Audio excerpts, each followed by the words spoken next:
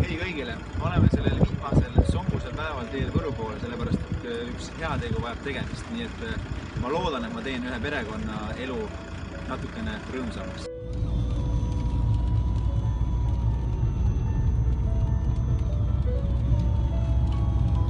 Lõpuks Võrru kohale jõudnud ja särgi üleandmine ei ole ainuke asi, mis mul on varuks, nii et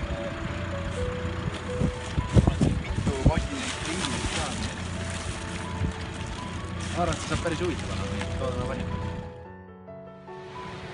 Nüüd saime oma asjad üles antud Meelisele ja ma loodan, et ma sain natukene Meelise elu ja samuti ka päeva rõõmsamaks teha.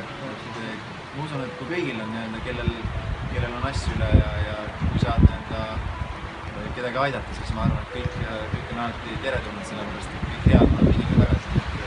Kui näed iga laiku, siis mine ja aita. Igal juhul suured tänu. Aitäh!